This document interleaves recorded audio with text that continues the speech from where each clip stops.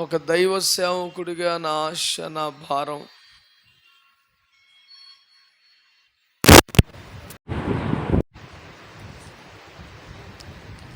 కొన్ని ఆత్మలు రక్షించబడాలి అనేది.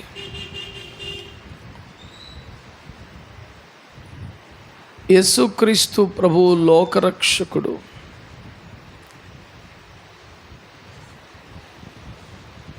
యేసుక్రీస్తు అందరికీ ప్రభు అని వాక్యం చెబుతోంది.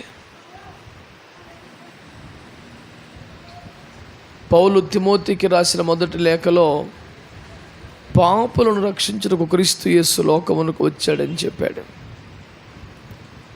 లూకా తన 19వ అధ్యాయములో సువార్తలో నశించిన దానిని వెదకి రక్షించుటకు యేసుక్రీస్తు లోకానికి వచ్చాడని రాశాడు.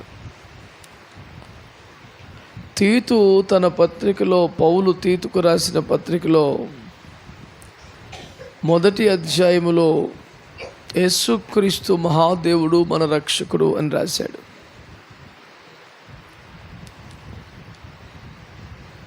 బైబిల్లో వాక్యాలన్నీ కూడా యేసుక్రీస్తు గొప్ప రక్షకుడని, ఆయన మనల్ని రక్షించడానికే ఈ లోకానికి వచ్చారని స్పష్టముగా గ్రంథంలో వ్రాశారు. హెబ్రీ పత్రిక 2వ అధ్యాయములో ఇంత గొప్ప రక్షణ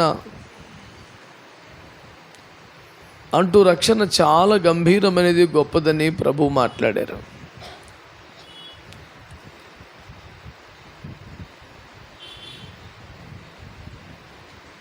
మరి ఇంత గొప్ప రక్షణ, ఇంత శ్రేష్టమైన రక్షణ మనకి ఇవ్వడానికే యేసుక్రీస్తు లోకానికి వచ్చారు కదా. ఆ రక్షణ మనం ఎలా పొందగలం?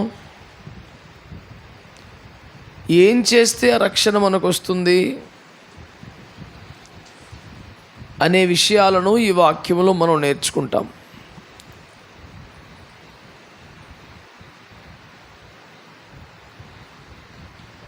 దేవుని ప్రేమను, రక్షణ సువార్తను అనేకుల మందికి ప్రకటిస్తున్న దైవజనుడు పౌలు గారిని ఆ రోజుల్లో సైనికులు బాగా కొట్టి చెరసాలలో వేసి బంధించారు. కనీసం కాళ్ళు కూడా కదపటానికి వీలు లేకుండా కాళ్ళకు బొండ్లు బిగించారు.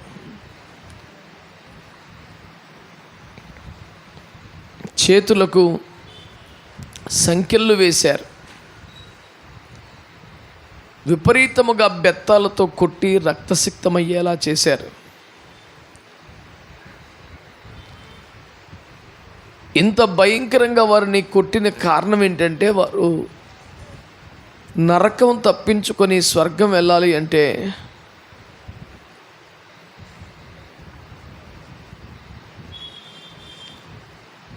యేసు ప్రభువును నమ్ముకోవాలి, ఆయన ఒకరే రక్షించగలవారు అని చెప్పారు. ఆ గొప్ప సువార్తను చెప్పినందుకు వారిని ఎంతగానో కొట్టి జైల్లో పెట్టారు. రక్తాలు కారుతున్నటువంటి ఆ స్థితిలోనే వారు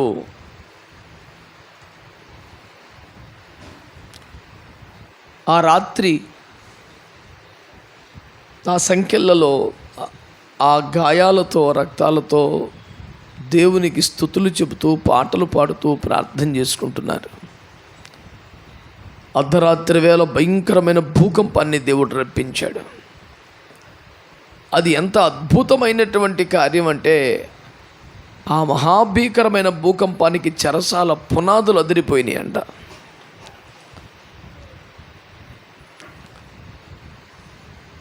తాళాలు బద్దలైపోయి అన్ని తలుపులు తెరుచుకున్నాయట. అందరి బంధకాలు, సంఖ్యలు ఊడిపోయినాయి అంట. కానీ ఒక్క ఖైదీ కూడా పారిపోలేదంట. కరడుగట్టిన నేరస్తులు ఎందరో ఆ జైలులో ఉన్నారు. చెరసాల బద్దలైపోయి, సంఖ్యలు తెగిపోయి,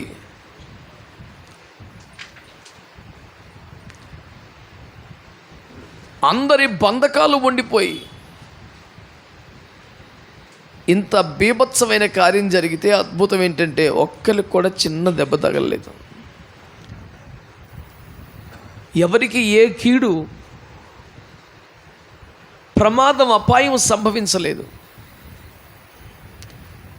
తలుపులన్నీ తెరవబడి ఉండటం, సంఖ్యలన్నీ రాలిపోయి ఉండటం చూసి ఖైదీలందరూ పారిపోయి ఉంటారు, నన్ను ఇక ఉరిదీసి చంపేస్తారని భయపడి తన కత్తితో తను పొడుచుకొని చచ్చిపోవాలని ఆ జైలు అధికారి ప్రయత్నించాడు. అప్పుడు దైవ సేవకుడైన పౌలు గారు, నాయనా మేమందరం ఇక్కడే ఉన్నాం, నీకు నువ్వు ఏ హాని చేసుకోవద్దు అని పెద్దగా అరిచాడు. వచ్చి ఖైదీలందరిని లెక్క పెట్టుకుంటే అందరూ సరిపోయారు. ఖైదీలు సంఖ్యలు తెంపుకొని కూడా గోడలు దూకి కూడా పారిపోవాలనుకుంటారు. ఇదేంటి, అన్ని తలుపులు తెరుచుకున్న, బంధకాలన్నీ ఊడిపోయిన వీళ్ళు పారిపోవటం లేదేంటి అని ఆశ్చర్యపోతుంటే వాళ్ళు చెప్పారు, మేము మారు మనసు పొందాం, మా బ్రతుకును మార్చుకున్నాం, మేము ఇక మీద పాత దొంగలం, నేరస్తులం కాదు, మా జీవితాలు యేసు ప్రభువుకు అర్పించుకున్నామని చెప్పారు. వెంటనే మోకాళ్ళ మీద పడి దైవజనుడైన పౌలయ్య గారిని పట్టుకొని, మేము రక్షణ పొందాలంటే ఏం చేయాలి అని అడిగారు. ఈ రక్షణ మాకు కావాలి, మాకు కూడా నరకం తప్పాలి, మాకు కూడా స్వర్గం రావాలని ఉంది. మతాలు, దేవుళ్ళు ఎన్నెన్నో ఉన్నాయి, ఎవరు కూడా ఈ లోకంలో కాస్త నెమ్మది ఏవేవో చెప్పారు కానీ నీకు గ్యారంటీగా నరకం తప్పిస్తాను, స్వర్గం తీసుకెళ్తానని ఎవరు చెప్పలేదు.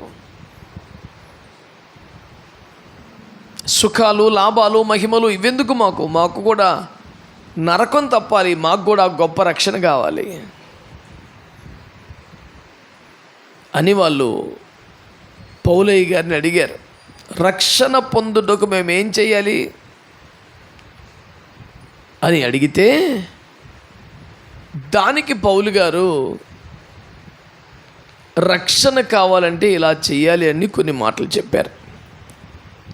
అవేంటో ఈ పూట మనం చూద్దాం. మీరందరూ రక్షణ పొందారా? మిమ్మల్ని అడుగుతున్నాను నేను.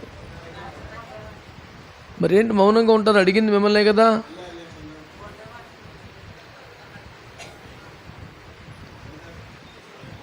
ప్రియులారా, రక్షణ పొందటం అంటే బైబిల్ ప్రకారం ఏంటంటేనండి, నరకము తప్పి స్వర్గానికి వెళ్ళే ఆ కృప దేవుని దగ్గర పొందుకోవటం.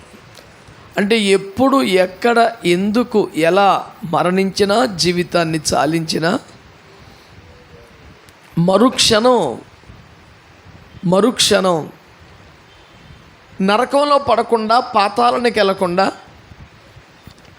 స్వర్గంలోకి వెళ్ళిపోయే, మోక్షంలోకి వెళ్ళిపోయే, దేవుని దగ్గరికి వెళ్ళిపోయే ఒక అర్హత ఉంది చూసావు, దాన్ని రక్షణ అంటారు. ఇప్పుడు మనకున్న పద్ధతి ఏంటంటే, లోకంలో ఎవరు చచ్చిపోయినా దేవుడి దగ్గరికి వెళ్ళిపోయాడు అంటారు.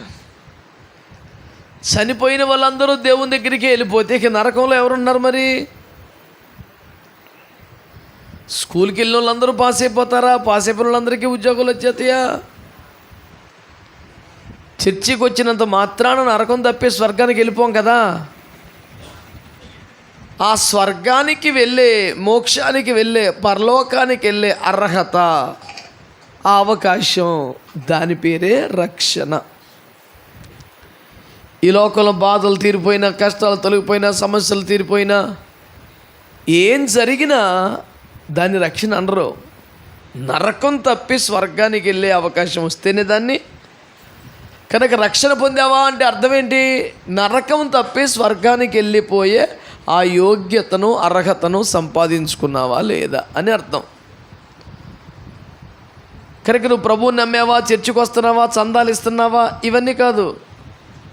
రక్షణ పొందావా లేదా అంటే ఎప్పుడు, ఎక్కడ, ఎందుకు జీవితం ముగించాల్సి వచ్చినా మరుక్షణం స్వర్గములో, మోక్షంలో ప్రభువు దగ్గరికి వెళ్ళే ఆ అవకాశం పొందావా లేదా, దాని పేరే రక్షణ. ఈ జైలు అధికారి ఉద్యోగాన్ని ఎప్పుడో పొందాడు, డబ్బులు కూడా బాగానే పొందాడు, చాలా ఘనతను పొందాడు, కానీ ఏం పొందలేదు, రక్షణ పొందలేదు. పౌలు శీలలోని అయ్యగారులను పట్టుకొని, అయ్యలారా, రక్షణ పొందాలంటే మేమేం చేయాలో చెప్పండి అని అడిగారు. అప్పుడు రక్షణ పొందాలంటే ఇలా చెయ్యండి అని వారు చెప్పారు. ఆ మాటల్ని మనం బైబిల్లో ఇప్పుడు మనం చూసుకుందాం. అదే అపోస్తలుల కార్యాల గ్రంథం అదే 16వ అధ్యాయంలో అదే 30వ వచనం తర్వాత ఉండే 31వ వచనాన్ని చూస్తే వారు అక్కడ ఏమన్నారు, ప్రభు అయిన యేసునందు విశ్వాసం ఉంచుము, అప్పుడు నీవు నీ ఇంటి వారు రక్షణ పొందారు. ప్రశ్న ఏంటి, రక్షణ పొందాలంటే ఏం చేయాలి అనండి. దానికి దైవజనులైన పౌలు శీలలు దేవుని ఆత్మ ద్వారా ఏం చెబుతున్నారు, రక్షణ పొందాలంటే ప్రభు అయిన యేసునందు, అందరు చెప్పండి, ఎవరిలో విశ్వాసం ఉంచాలి? ఈరోజు చక్కగా దేవుని వాక్యాన్ని మీరు ఆలోచన చేయండి. ఈ లోకములో దేవుళ్ళు అనిపించుకున్నవారు, మహాత్ములు అనిపించుకున్నవారు, మహానుభావులు అనిపించుకున్నవారు, రాజులు చక్రవర్తులు అనిపించుకున్నవారు, మహిమలు కలిగిన వారుగా కీర్తి ప్రతిష్టలు పొందినవారు ఎందరో ఉన్నారు. ఎవరిని నమ్ముకుంటే ఏ ఏ మేలులు జరుగుతాయో,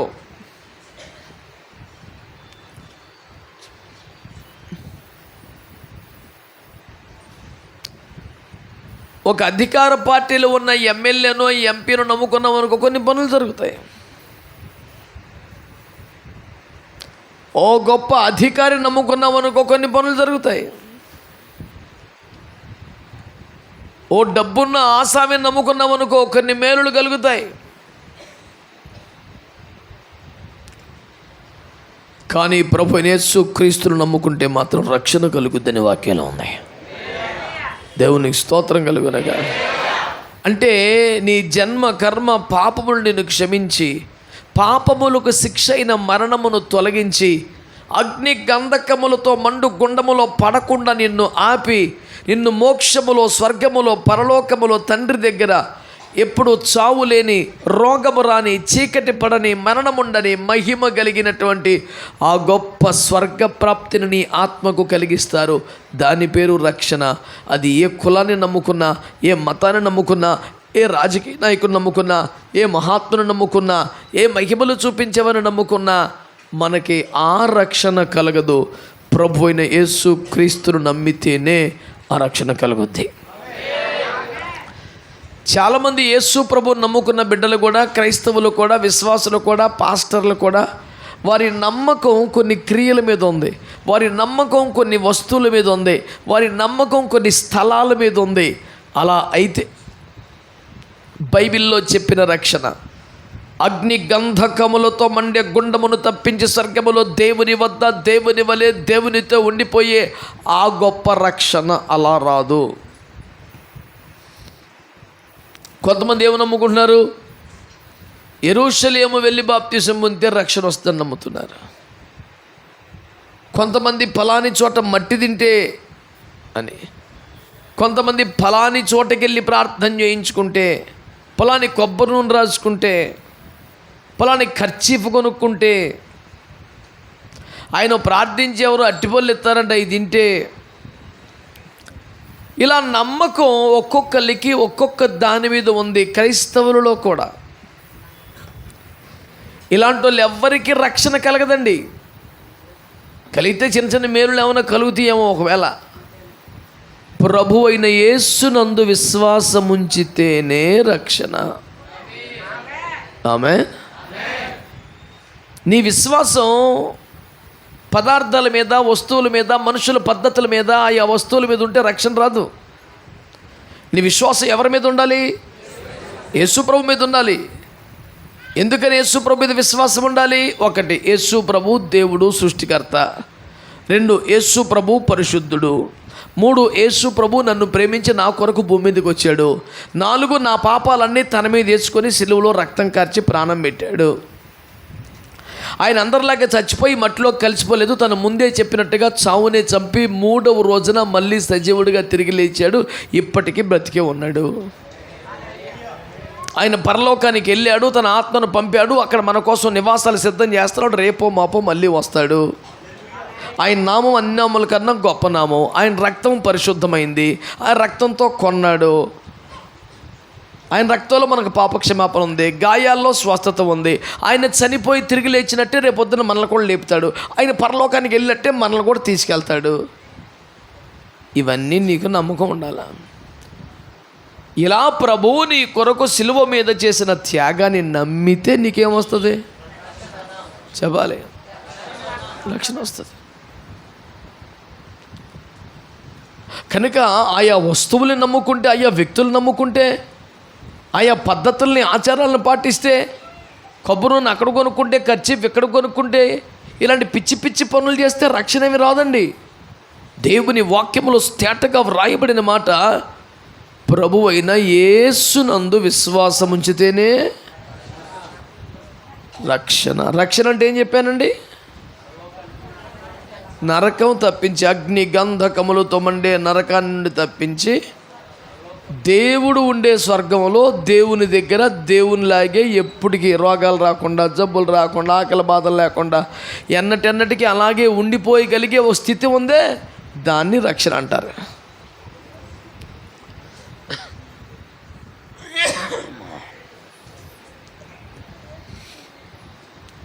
అంత గొప్ప రక్షణ నీకు ఎలా వస్తుందిట? ప్రభు అయిన యేసునందు విశ్వాసం ఉంచితేనే. ఆమేనండి.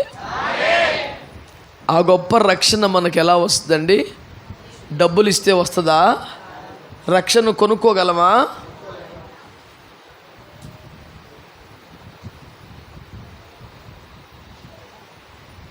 భయంకరముగా డబ్బుతో రకరకాల వ్యాపారాలు చేస్తున్న మనుషులు రక్షణ విషయములు కూడా డబ్బు ద్వారా ఏదో ప్రయోజనము కలిగించగలమని మోసం చేస్తున్నారు. అది అబద్ధం, బైబిల్కి వ్యతిరేకమని మీకు మనవి చేస్తున్నాను. రక్షణ కొనుక్కోలేము, రక్షణ పొందుకోవాలి. రక్షణ ఎవరిస్తారు? రక్షకుడు ఇస్తారు. రక్షకుడు ఎవరు? యేసుక్రీస్తు ప్రభువారు. ఆయన పరలోకములో, స్వర్గములో, మహిమలోకములో ఉంటే మనకేం ప్రయోజనం ఉండేది కాదు, అసలు విషయం తెలిసేది కాదు. ఆయన మనల్ని ప్రేమించి, తానే సృష్టికర్త గనక, తానే కన్న తండ్రి గనక, మనం నశించి నరకానికి వెళ్ళిపోవటం ఇష్టం లేదు గనక చూసి ప్రేమతో జాలిపడి తాను మహిమ కలిగిన దేవుడై ఉండి పాప శరీరాకారమును ధరించి మనలాగా మనిషిలాగా మారి భూమి మీదకి వచ్చి మన శిక్ష అంతా తాను భరించి, మన తరపున నరకలోకంలోకి వెళ్ళి వ్యాధులను భరించి, తాను ముందే సవాలు చేసి మరీ చెప్పినట్లుగా చావునే చంపి సజీవుడిగా 3వ రోజున తిరిగి లేచాడు. అందరూ చూస్తుండగా మేఘమెక్కి మహిమలోకి వెళ్ళిపోయాడు. రేపో మాపో మళ్ళీ వస్తారు. ఈ విషయాలన్నీ ఎవరైతే నమ్ముతారో వారికి ఏం కలుగుద్దండి? రక్షణ కలుగుద్ది. ఆ జైలు అధికారి ఏమడుగుతున్నారో, ఎలారా రక్షణ పొందాలంటే నేనేం చెయ్యాలి అని అడిగారు. దానికి వారు ఏం చెప్పారు? నువ్వు మనుషులు నమ్ముకున్నా, రాజులు నమ్ముకున్నా, డబ్బును నమ్ముకున్నా, మతాన్ని నమ్ముకున్నా, ఆచారాలు నమ్ముకున్నా, సిద్ధాంతాలు నమ్ముకున్నా, కొబ్బరిను నమ్ముకున్నా, అట్టిపళ్ళు నమ్ముకున్నా, కర్చీఫులు నమ్ముకున్నా, నీకు రక్షణ. యెరూషలేముని అక్కడ ఏదో చేసిన మట్టి తెచ్చుకున్న, సమాధి కాడ మట్టి తవ్వుకున్నా, నీకేమి? యేసుక్రీస్తు దేవుడని, ఆయన పరిశుద్ధుడని, నా కొరకు భూమి మీదకి వచ్చాడని, సిలువలో చనిపోయాడని, చచ్చి మట్టిలో కలిసిపోలేదు, మళ్ళీ తిరిగి సజీవుడిగా లేచాడని, ఇప్పటికీ సజీవుడిగా ఉండి ప్రార్థనలు ఆలకిస్తున్నాడని, ఆయన రక్తములో క్షమాపణ ఉందని, గాయాల్లో స్వస్థ ఉందని, రేపో మాపో వస్తారని, నా కోసం పరలోకం సిద్ధం చేశారని, నన్ను అక్కడికి తీసుకెళ్తారని నీకు ఖచ్చితంగా నమ్మకం ఏర్పడిందో నువ్వు రక్షించబడుకున్నట్లే.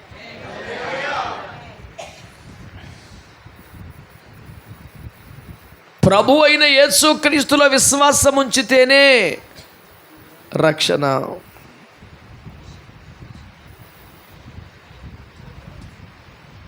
చాలామంది దేవుళ్ళు ఉన్నారు, అందులో యేసు ప్రభు కూడా ఒక దేవుడు అని నమ్మేవారు ఉంటారు. వారి నమ్మకం వారిది. ఎన్నో మార్గాలు ఉన్నాయి, అందులో ఇదొక మార్గం అనేవాళ్ళు ఉంటారు. వారి నమ్మకం వారిది. కానీ బైబిల్ యేసు ప్రభు చెప్పారు, నేను తప్ప వేరొక దేవుడు నీకు ఉండకూడదు అని. నేనే మార్గము, నేనే సత్యము, నేనే జీవం అన్నారు. నేను కూడా అనే ఫార్ములా కాదు. నన్ను ఒక ఆయన అన్నారు, యేసు ప్రభు వారు మంచివారు, ప్రేమ గలవారు, దీనులు, సాత్వికులు అని చెబుతారు, కానీ చాలా గర్విష్టి ఆయన అన్నాడు.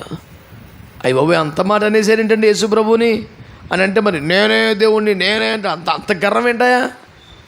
నేనే అనే మాట అహంకారం కాదా, అతిశయం కాదా, గర్వం కాదా? నేనే అనొచ్చునా అని వారు కోప్పడ్డారు. నేను ఇంకా వారికి ఏం చెప్పను, పెద్దవారు.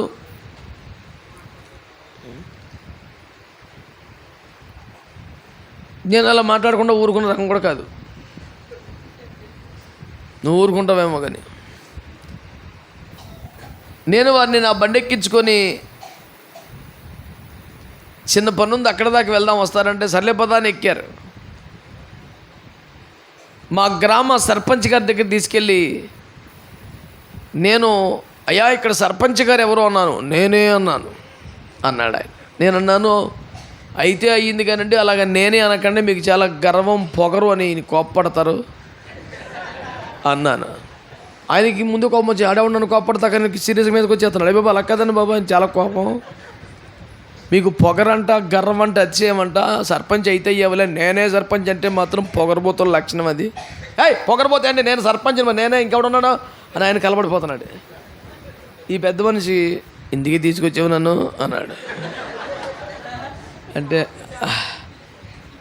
నేను అలా కాదండి, కాసేపు మాట్లాడదామని, నాకు అర్థమైపోయింది కానీ బండి తిప్పు నువ్వు అన్నాడు. ఓ పోలీస్ స్టేషన్కి వెళ్ళి ఎస్ఐ గారు ఎవరంటే, ఎస్ఐ గారు నేను కూడా అంటారా అండి, నేనే అంటాడు కదా. ఓ ప్రధానమంత్రి దగ్గరికి వెళ్ళి ప్రధానమంత్రి ఎవరంటే నేను కూడా అంటారా అండి. ఈ విశ్వానికి సూర్యుడు ఒక్కడే,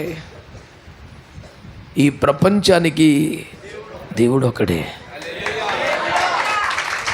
ఏ జీవితానికైనా తండ్రి ఒక్కడే. అందుకని కొరింథీ పత్రికలో పౌలు గారు చెప్పారు, ఈ భూమి మీద దేవతలు అనబడిన వారు ఉన్నను, దేవుడు మాత్రం ఒక్కడే.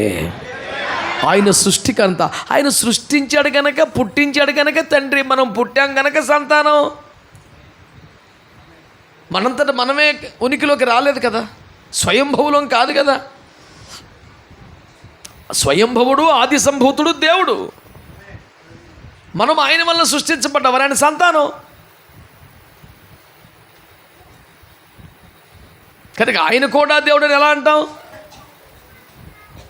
చెబుతున్నాగా, ఎందరో మహానుభావులు ఉన్నారు, ఎందరో మహిమలు కలిగిన వారు ఉన్నారు, ఎందరో గొప్పవారు ఉన్నారు, ఎందరో మహా పరాక్రమశాలులు, యుద్ధవీరులు ఉన్నారు, జయశాలులు ఉన్నారు. కానీ రక్షకుడు ఒక్కడే. హల్లెలూయా. ఉదాహరణకి లూకాసు వార్త 10లో కూడా ఒక సన్నివేశం జరిగిందండి. ఒక వ్యక్తి యెరూషలేము నుండి యెరికోకు వెళుతుంటే దొంగలు పట్టుకుని అతన్ని కొట్టి కొరప్రాణంతో రోడ్డు పక్కన పడేశారండి. వాడి బట్టలు కూడా దోచుకున్నారు, వెండి బంగారం కానీ డబ్బు కానీ మొత్తం లాక్కున్నారు. రక్తపు మడుగులో కొరప్రాణంతో వదిలేసి వెళ్ళిపోయారు. ఆ రక్తపు మడుగులో చివరి దశలో కొట్టుమిట్టాడుతుండగా ఒక పెద్ద ఆయన వచ్చారు, చూసి వెళ్ళిపోయారు. ఇంకొక మహానుభావుడు వచ్చాడు, చూసి వెళ్ళిపోయాడు. చివరిగా ఇంకొక ఆయన వచ్చి అయ్యయ్యో అని జాలిపడి రక్తం కోల్పోయి కొరప్రాణంలో ఉన్నటువంటి ద్రాక్షరసం పట్టించి నూనెతో తన గాయాలన్నీ కట్లు కట్టి తన వాహనం మీద ఎక్కించుకొని ఒక పూట కొల్లవానింటికి చేర్చి అతని వైద్యానికి అయ్యే ఖర్చులన్నీ ఇచ్చి అతన్ని బ్రతికించడానికి ప్రయాసపడ్డాడు. నేను అంటున్నాను, ఇతడే మొదటివాడు కాదు, ఇంకా కొందరు వచ్చారు. కానీ వారెవ్వరూ ఇతన్ని బ్రతికించడానికి అతను పడి ఉన్న చోటికి వెళ్ళలేదు, అతనికి కావలసినవి ఇవ్వలేదు, అతన్ని బ్రతికించే పూచి తీసుకోలేదు. నేను ఈ మాట ఎందుకన్నానంటే, యేసుక్రీస్తు ప్రభు నిన్నగాక మొన్న వచ్చాడని 2000 సంవత్సరాల క్రితం మీరే చెప్తున్నారు కదరా. నిన్నగాక మొన్న 2000 సంవత్సరాల క్రితం వచ్చినోడు పెద్ద నెత్తిన తిరుగుతారు, అంతకుముందు బోల్డ్ మంది ఉన్నారు కదా అని కోప్పడుతున్నారు. కాదని ఎవరన్నారు సార్? చాలామంది ఉన్నారండి, వచ్చారండి, కానీ ఏం చేశారు?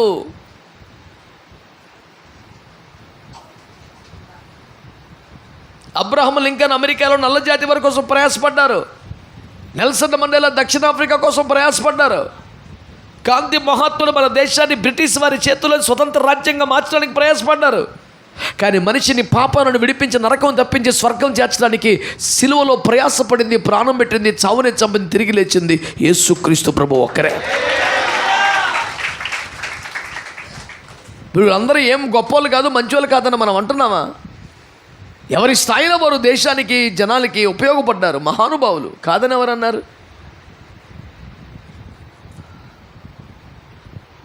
వారు కూడా ఒక దినాన మరణించారు. ఆ రోజుతో వారి చరిత్ర సమాప్తం అయిపోయింది. కానీ చావునే చంపి తిరిగి లేవడంతో యేసుక్రీస్తు చరిత్ర అంతము లేని మహిమతో ఈనాటికి ప్రపంచంలో కొనసాగుతుంది. యేసుక్రీస్తు కన్నా ముందు చాలామంది ఉన్నారు, ఆ తర్వాత కూడా చాలామంది వస్తున్నారు. కానీ మొత్తం చరిత్ర రెండు భాగాలుగా నిలవున చీల్చి క్రీస్తు పూర్వమని, క్రీస్తు శకమని ఈ ప్రపంచానికి ఆయనే ఆధారభూతుడిగా, కాలచక్రానికి ఇరుసుగా మారడం ఆశమాసి విషయమా? క్రీస్తు పేరు చెప్తే పళ్ళు పటపట కొరికే కోపిష్టి వారు కూడా క్రీస్తు పూర్వమనో శకమనో చెప్పాల్సి రావడం ఆశ్చర్యం కాదా?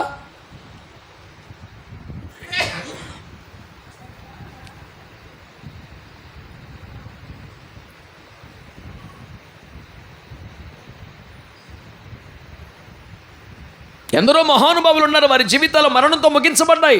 చావునే చంపి సజీవుడిగా ముందు చెప్పిన టయానికి తిరిగి లేచినామని అందరితో సమానం ఎలా అంటాం?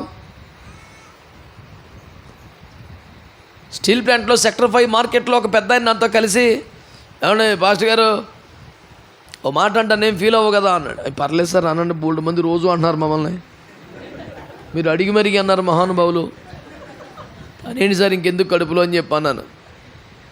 యేసు ప్రభు సమాధికి గెలిచాడు, మృత్యుంజయుడిని తెగ ఫీల్ అయిపోతాను, కానీ అంత సీన్ ఏమి లేదు. అది కేవలం మన దేశానికి వచ్చి యోగా నేర్చుకొని బాగా ప్రాక్టీస్ చేసి సమాధులకు వెళ్ళి ఊపిరి బిగబట్టి బయటకు వచ్చేసాడు.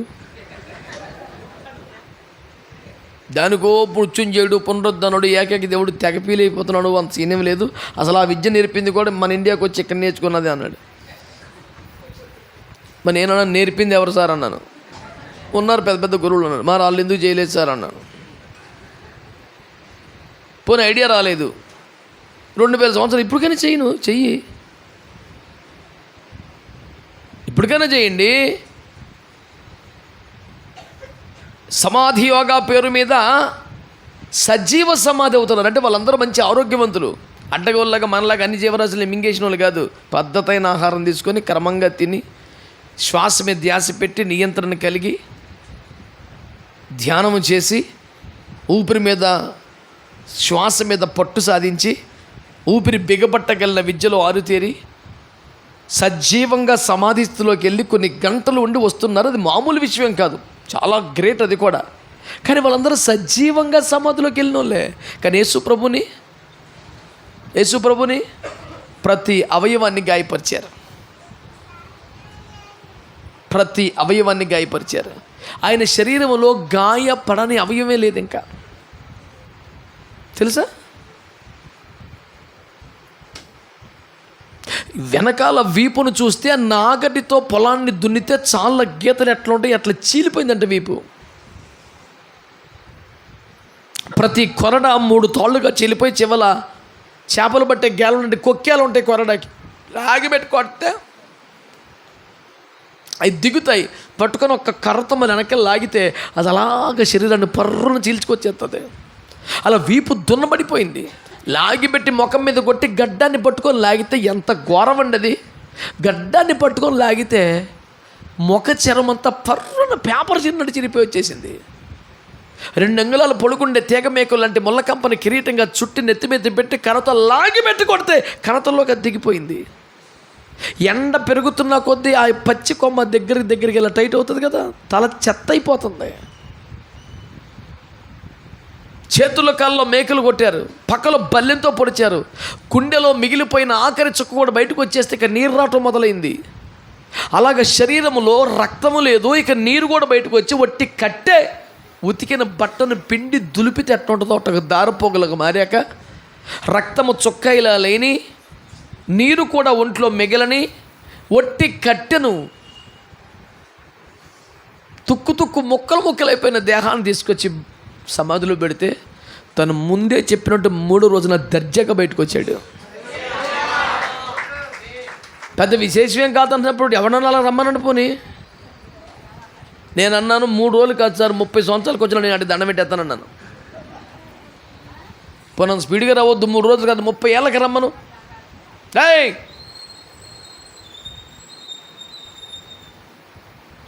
30 రోజులకి రమ్మను, పర్లేదు. అది అన్నంత సులువు కాదండి. ఆయన జీవాధిపతి గనక మరణము యొక్క బలమును నశింపజేయడానికి మరణములోనికి వెళ్ళిన వాడు గనక, మరణము యొక్క పాతాళం యొక్క తాళపు చెవులు పట్టి లాక్కొచ్చినవాడు గనక ఆయనకొక్కడికే సాధ్యం, అది వేరెవడూ చేయలేడు. ఈ విషయం మీద విశ్వాసం ఉంచితే నీకు రక్షణ. చర్చికి వెళ్తారు, ప్రార్థనకి వెళ్తారు, స్తోత్రం అంటారు, హల్లెలూయా అంటారు. మళ్ళీ అట్టుపండిలో విశ్వాసం, కొబ్బరి సీసాలో విశ్వాసం, ఖర్చీపులో విశ్వాసం, ఆడెవడో సమాధి మట్టిలో విశ్వాసం. ఈ దరిద్రం అంతా నెత్తేసుకుంటే రక్షణ రాదు, ఏదో దరిద్రం వస్తుంది అంతే. మేమో పేరుతానండి, మేము అల్లోలి అని రాదు. ఏమి నీకు యేసు ప్రభు సృష్టికర్త అయిన దేవుడని, కన్న తండ్రి అని, ప్రాణం పెట్టిన వాడని, చావునే చంపే సజీవుడిగా తిరిగి లేచిన వాడు నేటికి సజీవుడని, ప్రార్థనలు ఆలకిస్తాడని, అతని రక్తంలో పాప క్షమాపణ, గాయాల్లో స్వస్థత ఉందని, ఆయన శిక్ష పూర్తి చేశాడు కనుక మనకు శిక్ష తప్పిపోయిందని, ఆయన తిరిగి లేచాడు కనుక మనకి నిరీక్షణ ఉందని, మళ్ళీ మన కోసం వస్తాడని, పరలోకం రెడీ చేస్తాడని, రెడీ అయిపోతే వచ్చి పట్టుకెళ్ళిపోతాడని నీకు నమ్మకం ఉంటే నీకు రక్షణ గ్యారంటీ, డౌట్ ఏం లేదు. స్తోత్రం చెప్పండి. ఆయా రాజకీయ నాయకుల గురించి మాట్లాడుతూ వారిని నమ్ముకున్న వాళ్ళని ఆయన బాగా చూసుకుంటాడని చెప్తే, మరి ఏమన్నా ఒక మనిషికి అంత మంచి పేరు ఉంటే దేవుని స్తోత్రం. అఖిల బ్రహ్మాండముని చరాచర జగత్తును మహత్వ గల మాట చేత పుట్టించి పోషిస్తున్న మహాదేవుడు, చావునే చంపినవాడు, సృష్టి నియమాన్ని మార్చేసినవాడు, కాలచక్రానికి ఇరుసైన వాడు, అఖిల బ్రహ్మాండమును ఏలుచున్నవాడు, మహాదేవుడు, మహిమ కలిగిన వాడు, యేసుక్రీస్తు ప్రభువర్తను నమ్ముకున్న వారికి ఈ తీసుకెళ్ళి పొట్టకరాడా?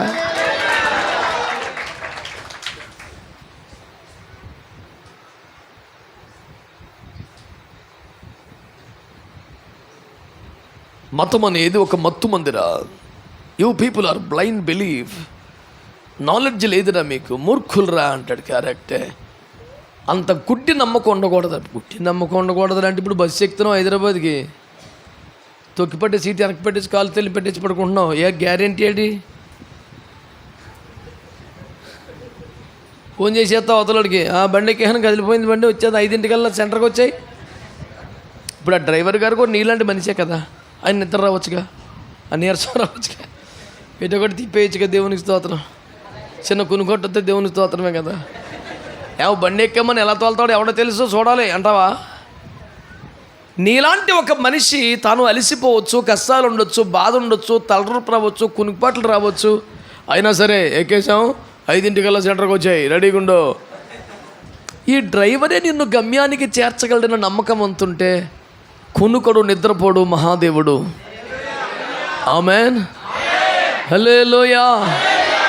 కంటికి రెప్పల తన ప్రజలను కాపాడుకుంటున్నవాడు, 30 లక్షల మందిని ఒక్క రాత్రి మోచించినవాడు, 30 లక్షల మందికి 40 సంవత్సరాలు ఎడారిలో అన్నం పెట్టినవాడు, నీళ్ళు ఇచ్చినవాడు, చంటి బిడ్డలను కానీ, వృద్ధులను కానీ, గర్భిణులు కానీ ఎండకు సొమ్మసెలిపోక నీడ ఇచ్చినవాడు, రెక్కల మీద మోసి నడిచినవాడు, నేటికి సజీవుడుగా ఉన్నవాడు. నిన్ను తీసుకెళ్తాక మళ్ళీ రాడా?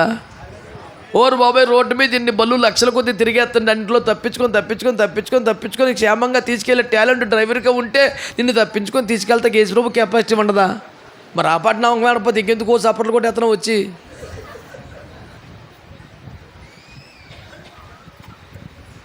కాసేపు కూర్చుంటే 100 రూపాయలు వేసేది ఏమీ రాదు, పట్టుకెళ్ళిపోయి డబ్బులు ఎవరికి అక్కర్లేదు. నీకు రక్షణ రావాలని కదా ఈ సావు. ఎవడో దుబాయ్లో ఉద్యోగం చేసుకునేవాడు ఇంజనీర్ గారు, ఏ క్లాస్ డబ్బులు ఈ సావు అంతెందుకు?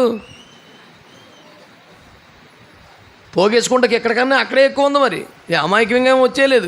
ఏం కావాలా? రక్షణ. స్తోత్రం చెప్పరా? హల్లెలూయా. రక్షణ పొందాలంటే మేమేం చేయాలి అన్నారు. మీరు డబ్బులు ఇవ్వాలి, మీరు మతం మార్చుకోవాలి, మీరు పేరు మార్చుకోవాలి. ఈ సొల్లు ఎవడు చెప్పలేదు. ఏం చెప్పారు? యేసునందు విశ్వాసం ఉంచు. దాపరికం ఏముంది ఇందులో? యథార్థంగా చెప్పే ముచ్చటే. యేసు ప్రభు ఉంది నమ్మకం ఉంచాలి. ఆయన దేవుడు అని, ఆయన ప్రభు అని, ఆయన రక్షకుడు అని, ఆయన చచ్చిపోయి తిరిగి లేచాడని, రక్తంలో క్షమాపణ ఉందని, గాయాల్లో స్వస్థ ఉందని, తిరిగి లేచాడని, మళ్ళీ వస్తాడని, తీసుకెళ్ళిపోతాడని విశ్వాసం ఉంటే సరిపోద్ది. నీకు ఇంకేం అక్కర్లేదు. మాట్లాడరేంటి? అవునను, ఆమెనను, స్తోత్రమనో.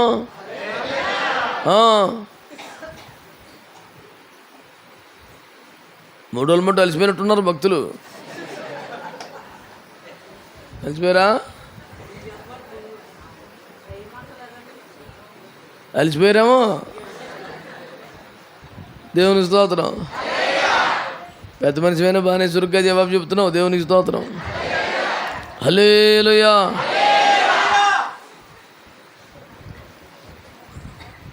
ఏం చేస్తే రక్షణ వస్తుందటండి? అది ఎవరి మీద? అట్టిపండు మీద, సమాధి మట్టి మీద, ఒలివల నూనె మీద, యోర్దాన్ నీళ్ళ మీద, ఇద్దరి మీద కాదు, ప్రభువు అయిన యేసు క్రీస్తు మీద విశ్వాసం ఉంచితేనే ఏమొస్తుంది అంటే ఒకటే కాదనుకో. అది ఫస్ట్ పాయింట్. ఇంకా చిన్న చెత్తగా ఉన్నాయి, చెప్పేయమంటారు అవి కూడా. మీతో మాట్లాడతలేదు భక్తులు. మరి నీదేం పోయింది? ఇది 4వ కూటమి. ఇది నాకు దర్జా మఠం వేసి కూర్చున్నావు, నీకు పని జరుగుతుంది. ఇక 4వ కూటం.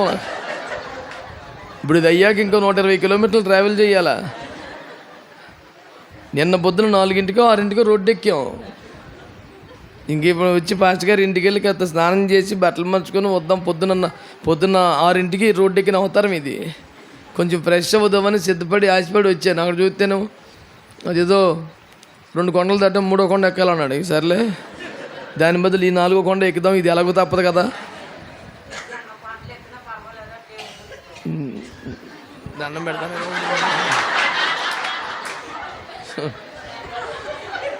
మంచి బంగారు కొండను తీసుకొచ్చారు బాబు.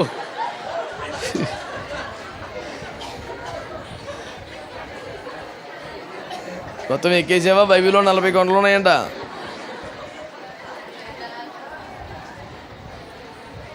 స్తోత్రం అనండి పోనీ. హల్లెలూయా. ప్రభు అయిన యేసునందు విశ్వాసం ఉంచితే ఏమొస్తుందండి? మళ్ళీ చెబుతున్నాను, పేపు నమ్ముకున్నామండి మాకు ఇంకా ఉద్యోగం రాలేదండి, పేపు నమ్ముకున్నామండి మాకు ఇంకా మరి అది మరి బాబా ఈ కాదురా. యేసుప్రభు వచ్చింది అందరికీ ఉద్యోగములు ఇచ్చుటకు,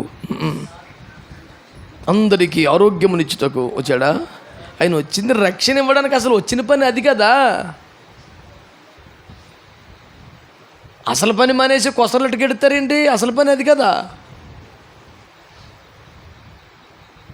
అంటే పక్షవాతంతో మంచాన్ని పడిపోతే 4 మనుషులు ఎత్తుకుని వచ్చారు యేసుప్రభు దగ్గరికి. ఇంట్లో చోట్లేదు, వాకిట్లో చోట్లేదు, పైకి వెళ్ళి కప్పిప్పేసి అలా తాళ్ళు బట్టి దింపేశారు. అప్పుడు యేసుప్రభు అన్నాడు, నీ పాపములు క్షమించుతున్నాను అన్నాడు. ఎంతకి ఇప్పుడు ఎవరికి కావాలా పాపాలు? వాడు కాలు చేతులు ఎత్తి వెళ్ళిపోతాం అన్నాడు. వాళ్ళు తెచ్చింది ఎందుకు? స్వస్థత కోసం. వాళ్ళు ఆశపడేది ఏంటి? స్వస్థత. ఆ మోసుకొచ్చిన వాళ్ళు ఏం చూద్దాం? కాలు చేసి నడిచేస్తే మా కళ్ళారు చూసేస్తాను బాబు, అంత దూరం మోసుకొచ్చామండి. అసలు యేసు ప్రభు ఇది పట్టించుకోవట్లేదు. నీ పాపములు క్షమించబడినవి అంటున్నాడు. ఒక పాపాత్తులు వచ్చి కాలు చేస్తున్నాడు, నీ పాపములు క్షమించబడినవి అంటున్నాడు. ఎవడు ఎందుకు ఏడిచినా ఆయన ఏమెత్తున్నాడు? ఎందుకంటే ఆయన వచ్చిన పని అదే. అసలు ఇప్పుడు చిన్న చేతకు ఉపకారాలంటే ఎవడో ఒకటి చేస్తున్నాడు కదా. రుణాలు ఒకరు మాఫీలు చేశారు, ఇళ్ళ పట్టాలు ఒకరు ఇచ్చారు, ఆరోగ్యాలు ఒకరు ఇచ్చారు, ఆపరేషన్ ఒకరు చేయించారు, కాలు ఒకటి పెట్టించాడు, చెయ్యి ఒకటి పెట్టించాడు, 3 చక్రాలు కూర్చో ఒకటి ఇచ్చాడు. ఎవడో ఇస్తున్నాడు కదా. మరి దేవుడే దిగ్గు వచ్చింది కుర్చీకి చక్రానికి కాదు కదా. మాట్లాడరేంటి? రక్షణ అవ్వడానికి. అది వదిలేసి అక్కడికి వెళ్ళి కంచి కొంచెం పేనం బాగుంటుందండి, అప్పుడు కొంచెం తిప్పేస్తా ఉండేది, ఇప్పుడు కుదురుగా ఉంటుంది.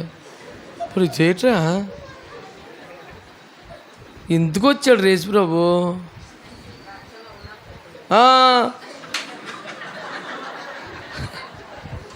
అయిమని చట్టుపండు పెట్టుకొని, అంజూరకాయ పెట్టుకొని, కొబ్బరికాయ పెట్టుకొని పనికిమాలి పనులు అన్నీ చేస్తున్నారు.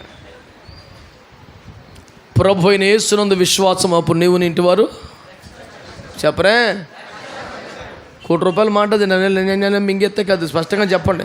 ప్రభు అయిన యేసునందు విశ్వాసం ఉంచితే నీకు నీ ఇంటి వారికి గొప్ప రక్షణ కలుగుతాయి. దేవునికి స్తోత్రం. రెండో మాట చెప్తాం. రోమాపత్రిక 10:9 చాలామంది దగ్గర బైబిల్ ఉన్నట్లేవు. కత్తి లేకుండా యుద్ధానికి వచ్చేసి ఉంటారు. పిల్లకాయలు చూసుకుంటారు బాబు రే, కొంపలు అంటుకుపోతాయి. ఎవడన్నా పుస్తకాలు లేకుండా స్కూల్కి వెళ్తాడండి? మరి మనం ఎలాగండి బాబు? అయ్యి బాబు చేతిలో ఉండాలి, దానికి మించింది లేదు. మండసైన వేసుకున్నా, పెద్ద రింగ్ ఎట్టుకున్నా, పులిగోరు వేసుకున్నా అంత పెద్ద వాల్యూ ఉండదు మనకి. ఏంటి ఏముంటుంది? 149వ కీర్తన 6వ వచనంలో రాశాడు, ఆయన భక్తులందరి చేతిలో 2 అంచులు గల ఖడ్గమున్నది, అదే వారికి ఘనత. మన ఘనత ఏంటండి? దేవుని వాక్యం అండి. ఎక్కడికి వెళ్ళినా చేతిలో ఉండాలి అది. అబ్బే సమస్య లేదు, దాన్ని మించింది లేదు. ఇంకా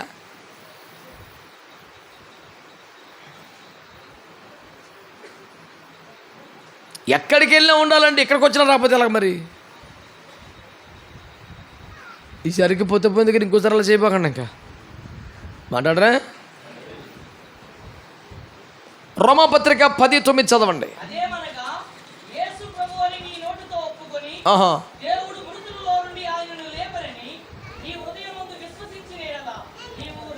నీవు రక్షించబడదువు. రక్షణలో రెండో మెట్టు చెప్తున్నా. ఒకటో మెట్టు ఏంటి? మళ్ళీ అలా చెప్పారంటే దెబ్బలు పడిపోతాయి. ప్రభు అయిన యేసునందు విశ్వాసం. విశ్వాసం అంటే కొబ్బరి నూనెకాయ మీద, అట్టికాయ మీద, సమాధి మట్టి మీద, ఒలివల నూనె మీద కాదు. మరి అసలు ప్రభు అయిన యేసుని మింగేసి విశ్వాసం అంటారేంటి? అన్ని నామముల కలన అసలు అదే నామం. అసలు అది వదిలేసి విశ్వాసం ఒలి మీద. ప్రభు అయిన యేసునందు విశ్వాసం అనండి. రెండవది, ఆ హృదయములో విశ్వాసం ఉన్నా నోటితో ఒప్పుకుంటేనే రక్షణ అంట. మాట్లాడతలేదు. హృదయములో విశ్వాసం ఉంది కరెక్టే, కానీ నోటితో అనండి. నువ్వు నోటితో ఒప్పుకోకపోతే వాళ్ళు కడుపులో నమ్మేస్తున్నామండి, సీక్రెట్గా తలుచుకుంటున్నామండి, రాత్రులు పిలుచుకుంటున్నామండి యేసు ప్రభుని, నాకైనా కనపడుతున్నాడండి కల్లో. ఉత్తిదే, అంత భ్రమ. ఏముండదు నీకు. ప్రతి రాత్రి నీ కల్లో కనపడ్డా నువ్వు నరకం సెంటర్లో పడతావు, డోకలేదు. దానివల్ల ఉపయోగం ఏముంది? అవన్నీ పిచ్చి మాటలు అవి. నాకు అలాగ వద్దు జలతరించిందండి, నాకు ప్యానం తేలిపోతున్నట్టు అనిపించిందండి, నాకు రాత్రి ప్రభు కనపడ్డాక ప్యానం చల్లగా ఉందండి, రేపు మళ్ళీ వేడవుతుంది, ఏముంది? ఇవన్నీ పిచ్చి మాటలు అవి, ఉపయోగం లేదు, వ్యర్థమైన మాటలు. రక్షణ ఎలా కలుగుతుంది? హృదయమందు విశ్వసించిన దాని నోటితో అంటే అర్థం ఏంటి తెలుసా? సాక్ష్య జీవితం అనండి. నువ్వు రహస్యంగా నమ్ముకుంటున్నామండి. యూదుల మతాధికారి ఒకడు వచ్చాడు, నికోదేమని, రాత్రుల్లో యేసు ప్రభు దగ్గరికి వచ్చాడు. నిత్య జీవం నాకు కావాలి అంటాడు. సర్లే కానీ మరి మంచి పట్టుపక్కలు వదిలేసి రాత్రుల్లో వచ్చామంటాడు. మా వాళ్ళు ఒప్పుకోరు, మరి ఏం చేయమంటావు అన్నాడు. యేసు ప్రభు అనేది ఏంటంటే, నీ కులం అడిగాడా, మతం అడిగాడా, ధనం అడిగాడా, ఈ దరిద్రం ఏది అడగలేదు. ఏమడిగాడు? నువ్వు నమ్మితే నోటితో ఒప్పుకుంటున్నాడు అంతే.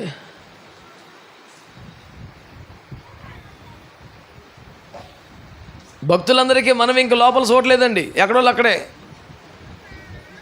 అయిగా లైవ్ ఎత్తున్నట్టు నచ్చిన చోట నుంచి లైవ్ చూసుకోండి. దేవునికి స్తోత్రం. కింద అరెకరం షాప్ ఉంది, అందులో ఎక్కడన్నా కూర్చోండి. దేవునికి స్తోత్రం.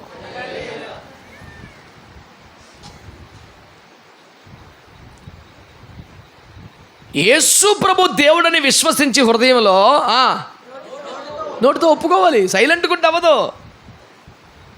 నీ కుటుంబ సభ్యుల మధ్య, నీ స్నేహితుల మధ్య, బంధుమిత్రుల మధ్య, ఎరిగిన వారి మధ్య, నిలవైన వారి మధ్య, జనుల మధ్య అవసరమైతే ఎక్కడైనా యేసు నా దేవుడని, నా కొరకు చనిపోయి తిరిగి లేచాడు, నన్ను రక్షిస్తాడని, నా రక్షకుడని నేను నమ్ముతున్నాను అని చెప్పగలగాలి.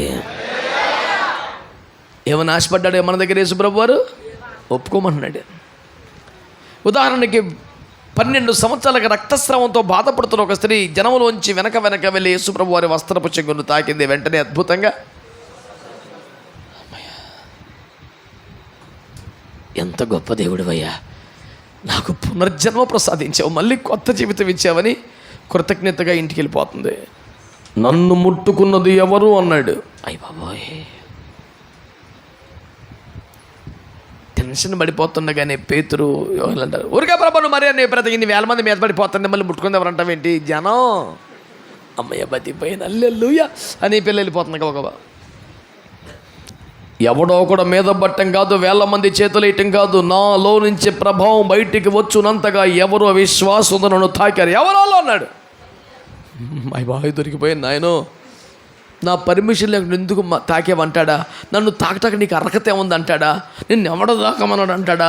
ఏంటి నీ ధైర్యం ఏంటి అంటాడు? ఊర్లోకి రాకూడదు, డైరెక్ట్గా నన్ను ముట్టుకుంటామంటాడు. ఏమంటాడో బాబోయ్, గచ్చగచ్చగచ్చలు ఆడిపోతుంది. ఎవరు తాకారో అని కేకలేసి ఎత్తంటే ఇక చంపేస్తాడు, కొంపలంటుకు పోతాయి అని గచ్చగచ్చలు ఆడిపోతూ వచ్చి, బాబు నేనేనయ్యా, 12 సంవత్సరాల చేత వైద్యుల చేత తిప్పలు పడ్డాను, నాకేమాత్రం స్వస్థత రాలేదు, నిన్ను గురించి విన్నాను, కనీసం నీ దగ్గరికి వచ్చి అర్హత నాకు లేదు, వెనకాలకు వచ్చి ఆ వస్త్రాన్ని తాకేదా బాగుపడతానని ఆశపడ్డాను, తాకాను, నిజంగానే బాగుపడిపోయాను బాబు అంది. అంటే శిష్యులు ఏమన్నారు తెలుసా? అయ్యి బాబోయ్, ఇంతమంది మీద పడుతున్నారు, అందులో ఎవరు ఒకరు తాకుంటారు అనుకున్నావు, నువ్వు ఇంత ఆసక్తిగా వచ్చి తాకేవా, స్వస్థత పొందేసావా? సరైనటువంటి బేరం తగిలిన దేశ రక్తమే జయం. చర్చి స్థలం ఆమెతో కొనిచ్చేద్దాం, ఓ కోటాలన్నీ ఆమెతో పెట్టించేద్దాం, భోజనాల కన్నా లాగేద్దాం అని మంచి ఉద్యమంగా ఉన్న మూమెంట్లో ప్రభు అంటాడు, అవునా బిడ్డ, సమాధానము కలిగి వెళ్ళిపో అన్నాడు. చేతికి దొరికినట్టు దొరికితే ఉత్తిని వదిలేసాడు ఏంటి యేసు ప్రభు? స్వస్థత ఉన్నదేవా, బాగుపడ్డావా, మరి పట్రా ప్రభు. ఇంత మాత్రం దానికి ఇంత నుంచి ఎందుకు అరిచి కేకలు? ఎవరు ముట్టుకొని ఎవరని కేకలేసి గోలగోలు చేసి ఒప్పుకునే దాకా బయటకు తీరా వచ్చింది. సరే బిడ్డ జాగ్రత్తకి వెళ్ళిపోండి, ఇంత మాత్రం దానికి ఎందుకు అరిచావు? నువ్వేదో వసూలు చేస్తామనుకున్నావు, ఏదో కూటం పెట్టేస్తామనుకున్నావు, ఇదేంటి సింపుల్గా వదిలేసావు ప్రభా, ఏ క్లాస్ అని బేరం తగిలింది అనుకున్నావు, ఈ దెబ్బతో గుడి కట్టేస్తామనుకున్నావు, వాళ్ళు మంచి డబ్బులలో వల్లే సరైన పార్టీ దొరికింది, ఏ క్లాస్ అని మందిరం కట్టేద్దాం అనుకున్నావు, దొరికిన ఛాన్స్ వదిలేసావు యేసు ప్రభా. ఆ మాత్రానికి మరి ఎందుకు అడిచినట్టు అంటే ప్రభు అన్నాడు, ఆయన ఆమెను కనుగొనవలెనని ఈ మాట చెప్పాను. ఆమె దగ్గర రాబట్టవాలని కాదు, వసూలు చెయ్యాలని కాదు, చిచ్చి ఆమె బయటికి రావాలంతే. ఆమె బయటికి రావాలి. బయటకు వచ్చి ఏం చేయాలి? నేను కులం మార్చుకుంటున్నాను, నా పేరు మార్చుకున్నాను, డబ్బులు ఇస్తున్నాను, 1116 సమర్పిస్తున్నాను, ఏం అక్కర్లేదు. అయ్యా నేనేనయ్యా నీ దగ్గరికి వచ్చానయ్యా, బాగుపడ్డాను అని అందరి ముందు చెప్తే సరే, సరే బిడ్డ వెళ్ళిపో. అంటే ప్రభు ఏం కోరుకుంటున్నాడు? ఊరికంటే సాక్ష్యం, నోటితో ఒప్పుకోవటం. అలవాటైపోయిన పదాలు కొన్ని పోగేసుకొచ్చి చెప్తే నేను ఒప్పుకోను. దేవునికి స్తోత్రం చెప్పండి. ప్రభు మనం డబ్బు కోరుకుంటున్నాడా? మన కులము, మతము, హోదా ఇవన్నీ కావాలా? ఏమడగలేదు. అమ్మా మరి ఎక్కడ మరి ఎవరో మరి దేవునికి స్తోత్రం అది ఏమి లేదు, చిచ్చి ఏమీ లేవు. ఏముంది? ఆమె దాగి ఉన్న స్థితిలోంచి, రహస్యస్థితిలోంచి బయటకు వచ్చి, నేనే నిన్ను ముట్టుకున్నాను, నన్ను బాగు చేసావు, నీ వలన నా బతుకు బాధపడుతుంది, ఒక్క మాట చెప్పు చాలు, నీకేం అక్కర్లేదు ఇంకా. అంటే రక్షణలో 2వ పాయింట్ ఏంటి? మొదటి పాయింట్ విశ్వాసం, 2వ పాయింట్ సాక్ష్యం, నోటితో ఒప్పుకోవాలి. మాంసం తింటున్నామని ముక్కులు మెల్ల వేసుకుంటాం ఏంటండి? తలుపులు వేసుకుని డైనింగ్ టేబుల్ మీద 1 కేజీ కూర తినేయచ్చు. కానీ వీడు భక్తిని పనికిమేల మాసాన్ని లింక్ ఎడతాడు. పనికిమేల సామెతలు వీడును. బైబిల్లో 31 అధ్యాయాల సామెతలు ఒక్కటి రాదు వీడికి. ఈ మాంసం, ఎముకలు, మెల్లో దండ ఇవన్నీ మాత్రం బాగుతాయి. లోకం మాటలు పక్కన పెట్టి యేసుప్రభు మాటలు పట్టుకోరా బాబు ఇప్పటికైనాని. నీ తెలివితేటల వల్ల నీకు రక్షణ రాదు, నీ డైలాగుల వల్ల రక్షణ రాదు, నీ డబ్బుల వల్ల రక్షణ రాదు, కులం రక్షించదు, రాజకీయ పార్టీ రక్షించదు. నరకం నుంచి కాదు, పులిహార పొట్లంకి దిక్కులేదు. దేవునికి స్తోత్రం. మరి మాట్లాడరేంటి ఇప్పుడు?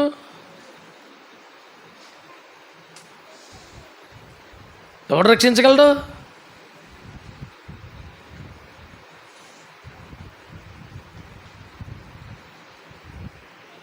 ప్రభు అయిన యేసునందు విశ్వాసం ఉంచాలి, 1వ మెట్టు. ఆ విశ్వాసాన్ని ప్రజలందరి ముందు ఒప్పుకోవాలి, 2వ మెట్టు. అర్థమైందంటారా?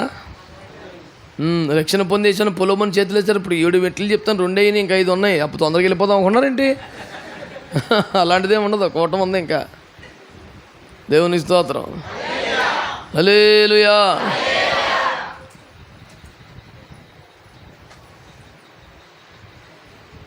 మా భక్తులందరూ మమ్మల్ని ఎప్పుడు వస్తారు, ఎన్నింటికి వస్తారని అడుగుతుంటారు. నాకేం తెలిసినా నా బతుకు, వస్తే వచ్చాను అనుకోండి, పోతే పోయాను అనుకోండి, అడగబాకు. దేవునికి స్తోత్రం, హల్లెలూయా. మీ అయ్యగారు నన్ను సాయంత్రం 4ంటికి వచ్చామన్నాడు కొండెక్కుతాకి. ఈలోపు ఒకడు 5ంటికి కూటం పెట్టించాడు నా పేనానికి. ఇలా కూటం చేసుకొని అక్కడ 1 గంట, గంటన్నర, ఆ తర్వాత అడవుల్లో పడి, కొండల్లో పడి, పాటలన్నీ పడుకొని నాన్న సావులు తెచ్చి 2 గూగుల్ అయ్యి మమ్మల్ని రకరకాలుగా తిప్పి తీసుకొచ్చారు.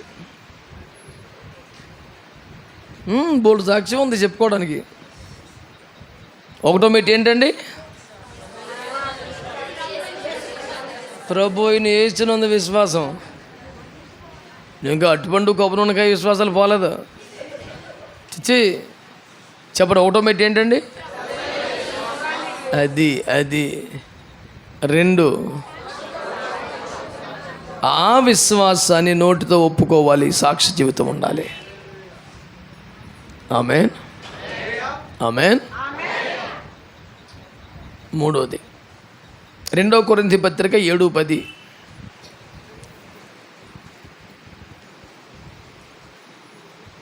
పరిగెత్తాలి బండి ఎంతసేపా?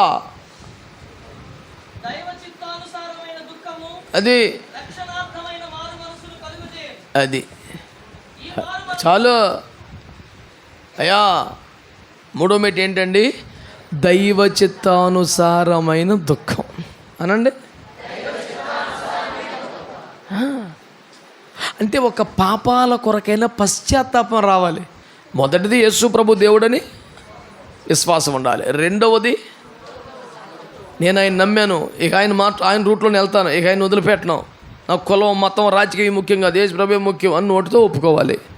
3వది నేను పాపిని కదా, నా పాపాల నిమిత్తమే కదా ఆయన అంత అన్ని దెబ్బలు తినను, అంత సిలువ అనుభవించి వచ్చింది, నా గురించే కదా మరణ వేదనలో పడ్డాడు.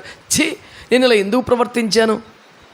నేను దేవుని స్వరూపంలో, దేవుని పోలికలో చేయబడ్డవాడిని కదా, మరి దయ్యంలాగా ప్రవర్తించానంటే, పాడు పనులు చేశానేంటి?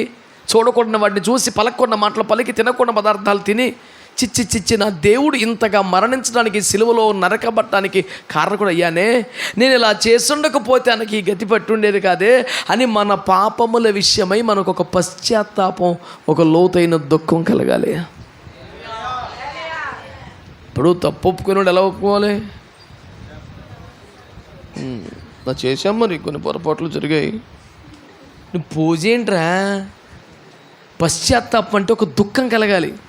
ప్రభా, మరి పాపులము నాయన, బలహీనులము, భక్తిహీనులము, మరి నువ్వు ఎరుగుదువు. కరెక్ట్గా నీ పూజ ఏంటి? మరి ఆ మొక్క ఆడవలసింది పశ్చాత్తాపం కదా.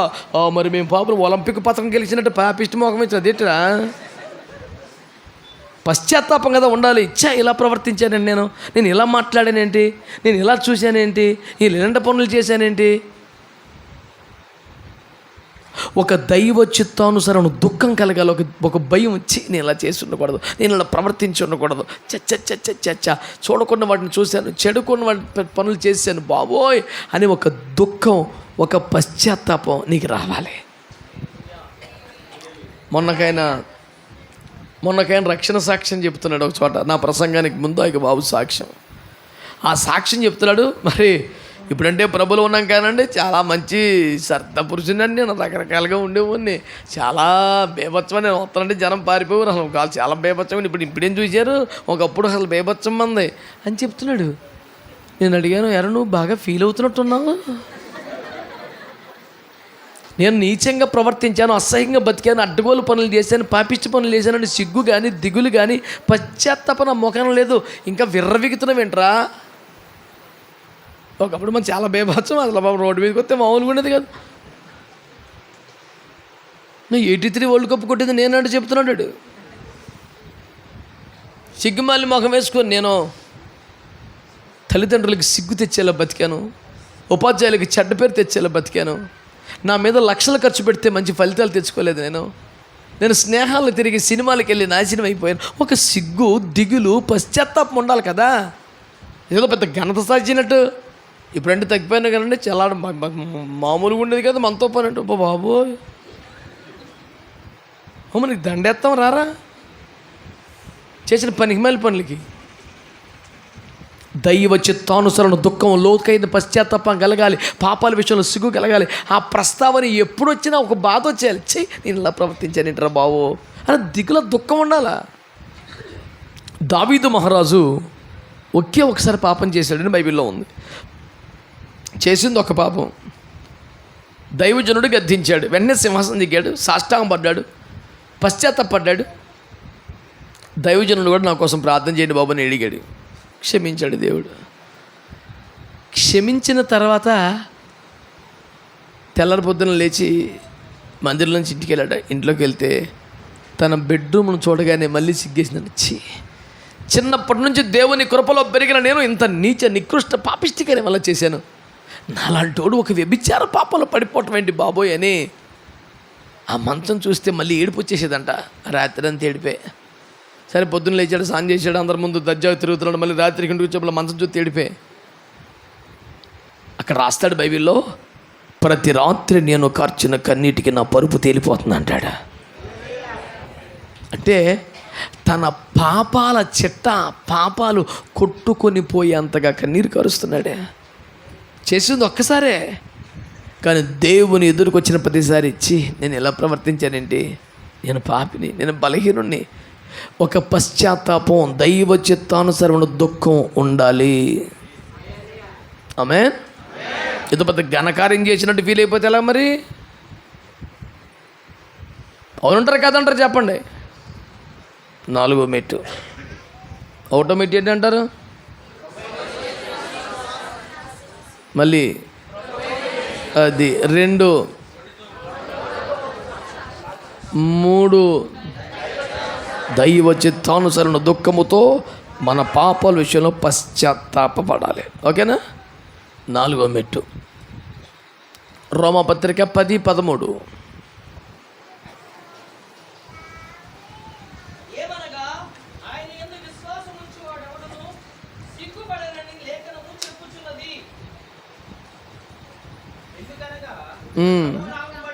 అది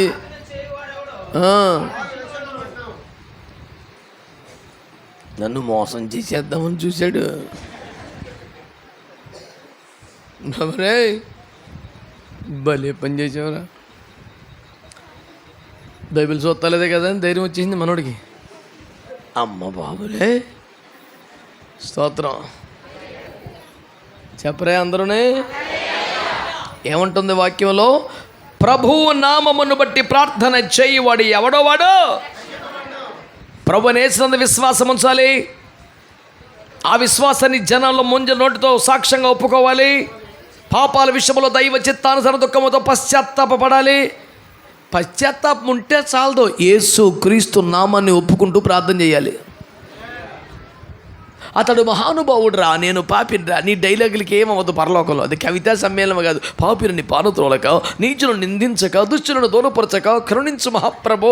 ఎవడ సాపట్లు కొట్టించి పరలోకం తీసుకెళ్ళి నిన్ను. యేసు క్రీస్తు నామంలో ప్రార్థన చేయాలి. నాకు ప్రార్థన రాదండి. ప్రార్థన అంటే మంత్రం కాదు, నేర్చుకుంటాకి. ఆయన తండ్రి నువ్వు బిడ్డవి, నీకేం కావాలో నాకు కావాలి బాబు చెప్పుకుంటే దాని పేరే ప్రార్థన. నాకు పెద్ద సిస్టమేమి ఉండదు. ఆది మధ్యాంతరహితుడా, ఆది సంభూతుడా, అద్వితీయ సత్యదేవుడు అన్నీ రాసుకొచ్చి కంటదా బట్టి పదం పలకక్కర్లా. ఆయన తండ్రి నువ్వు బిడ్డవి, నీకేం కావాలో అడుక్కోవటమే. ఇప్పుడు పిల్లవాడు ఉన్నాడు స్కూల్లో ఫీజు రేపొద్దున ఫీజు కట్టకపోతే కుదరదా, చెప్ప మీ నాన్నగారికి ఫీజు పట్టుకుంటారు రేపొద్దున అని టీచర్ గారు కోపడ్డారు. ఇంటికి వచ్చిన తర్వాత, నాన్న నీవు మంచివాడివి, ఆరంభముడిన అవసరాలు తీరుస్తున్నవాడివి, అడగకపోయినా నాకు షర్టు నిక్కరు కొన్నా. ఈ దండకమని చదవలేడు. నాన్న మ్యాచర్ ఫీజు పట్టి రమ్మన్నారు చాలు. 100 రూల్స్ ఎట్టు పక్కంటారా బాబు, పేనం తీసేస్తా కొత్త పిల్లల్ని. అది బాధ ఏంటో కష్టం ఏంటో చెప్పుకొని దేవుడికి మధ్యలో నువ్వేంటి ఎదురుకొని కూర్చొని పలికింతడు చెప్పు ప్రభు ఆహా ఇడేటో పెట్టాడు కవితా సమ్మేళనం తీవా. ఆయన పరమ తండ్రి, కన్న తండ్రి, ప్రేమ గల తండ్రి. తండ్రి వద్దకు చేరుటకు తన నామాన్ని సాధనంగా నీకు ఇచ్చాడు. నీ పాపాలని ఒప్పుకొని, నీ బాధలని చెప్పుకొని, నీకేం కావాలో కోరుకొని, చిన్న ముక్క అయినా పెద్ద పాత్ర అయినా చివరిలో ఖచ్చితంగా ఏమనాలి? యేసునామని అనాలి. ఆమెను ఆయన అంటాడు యేసు రక్తం ఇచ్చేయం. ప్రభు నామమున ప్రార్థన చేస్తేనే రక్షణ. నువ్వు ఎన్ని చేసి యేసు ప్రభు నామాన్ని ఒప్పుకోకపోతే నువ్వెన్ని చేసి యేసు క్రీస్తు నామాన్ని ఒప్పుకోకపోతే రక్షణ లేదు. ఆకాశము కింద ఇయ్యబడిన మరి ఏ నామములు రక్షణ కలుగదు, కానీ ప్రభు యేసు క్రీస్తు నామములో నీకు రక్షణ కలుగునని వాక్యం తెలియజేస్తుంది. స్తోత్రం చెప్పండి. హల్లెలూయా. అన్ని నామముల కన్నా పై నామం యేసు క్రీస్తు నామం. పావన నామం, పరిశుద్ధ నామం, ప్రియమైన నామం, పోయబడ్డ పరిమళ తైలం వంటి నామం, బలమైన దుర్గమైన నామం అదే. యేసుక్రీస్తు నామాన్ని ఒప్పుకొని యేసుక్రీస్తు నామంలో ప్రార్థన చేస్తే నీకు గొప్ప రక్షణ కలుగుతుంది. ఒకటో మెట్టు ఏంటండి? రెండో మెట్టు, మూడోది, 4. ఇప్పుడు 5వ పాయింట్, మార్కు 16:16. పాప మా తల్లులకి సోటు ఇరికైపోయింది. అయిపోతుందిలేమ్మ 5 నిమిషాలు.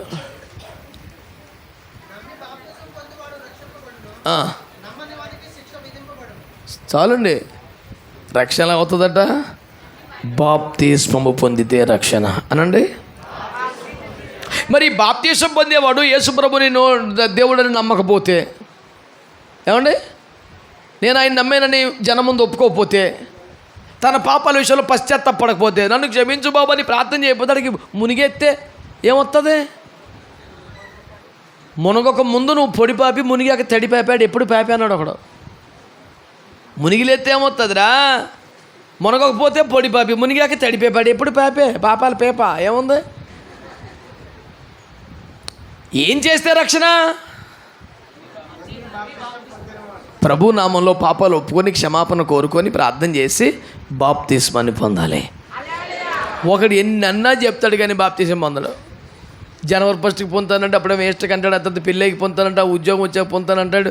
ఈలోపు మరణం వచ్చేస్తా. దేవునికి స్తోత్రం. ఎవడో తెలుసు? గ్యారెంటీ ఉందా? తారీఖు ఉందా? మాట్లాడరేంటి? ఎప్పుడైనా ఎవడైనా ఎక్కడైనా చిన్న పెద్ద, బలహీనుడు బలవంతుడు, గొప్పోడు పేదోడు తేడా లేకుండా ఏ రోజో తుది రోజో తెలుసా మనసా అయిపోయింది కూటం. హల్లెలూయా. సావుకు లేత ముదురు లేదురా, గొప్ప భేదాలే దేవుని స్తోత్రము. ఏమో ఏమో చేసితి, నీకు ఏమో ఏమో పూసితి, పేనం నిలబెట్టుకుందామని.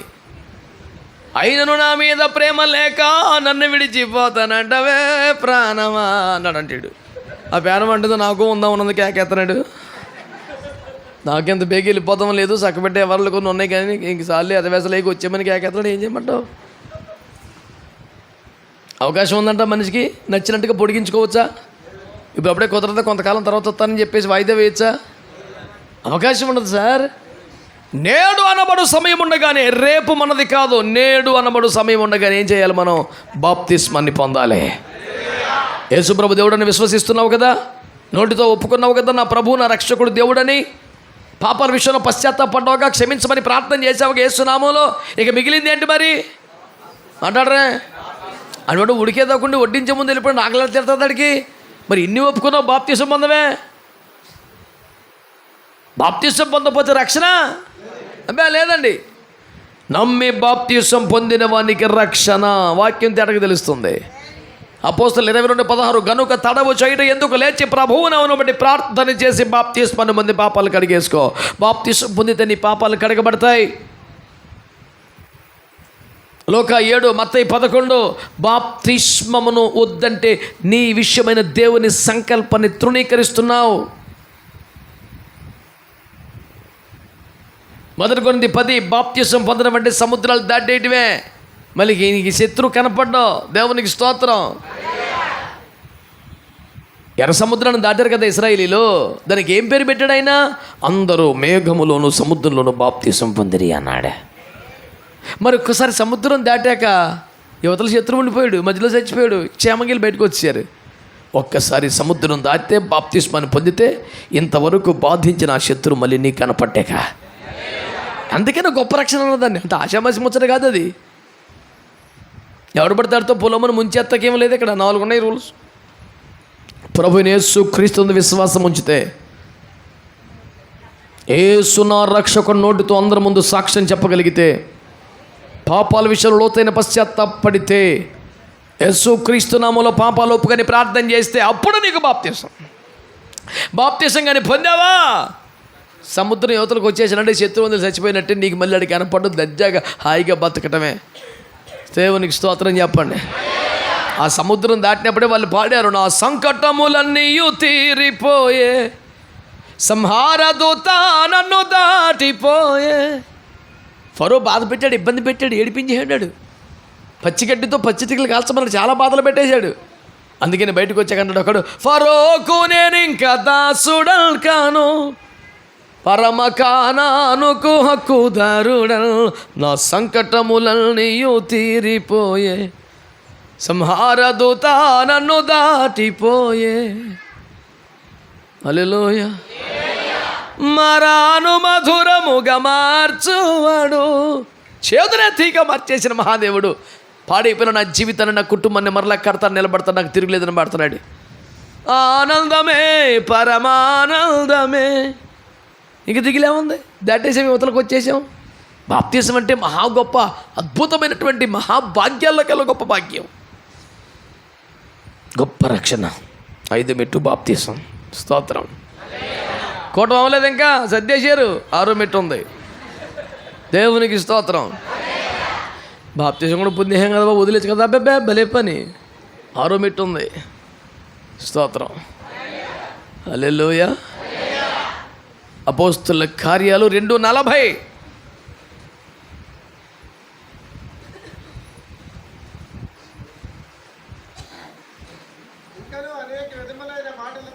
అది అది రక్షణ ఎలాగొస్తుందంట? నలుగురితో నారాయణ, కులంతో గోవిందా, ఏ ఎండగా గొడుగు బట్టి ఏ రోటిగా పాట పాడి, ఎక్కడదక్కడ గంతులు వేసేదై తక్కలాడి, ఆదివారం వచ్చి అల్లో ఒలి అంటే రాదు. అయ్యా ముడుపు సమర్పించుకున్నాండి, వేసేసామండి కానుక. మరి ఆ సపోర్ట్కి చెవి ఎందుకురా? పేన ఒప్పుతలేదు, నీ గుళ్ళోకి వచ్చి చర్చిలోకి వచ్చి సందా ఎత్తకి వేసే 10 కాగితానికి మనం సెంటరింగ్ కర్ర మో పెట్టావు ఎందుకు? చెయ్యి మొయిలేపోతుందా? 10 ఎప్పుడు 10గా అంతటి దానికి పెద్ద చెయ్యి సపోర్టు. పేనం ఒప్పగా ఓ చేతి పోనీ లేచే, కానీ పని లేచే. ఈ చెయ్యి వెనక్కి వచ్చేస్తుంది, ఈ చెయ్యి ఏంటది, పోనీ లేచేరా పని. పేనం ఒప్పగిడికి మరి ఎందుకురా అంత బాధ? నువ్వే కొనుక్కొని తినేరా దారంట. ఎవరికి కావాలరా బాబు 7 సొమ్మ? మనస్ఫూర్తిగా బిర్యానీ తినేయి. దేవుని స్తోత్రం.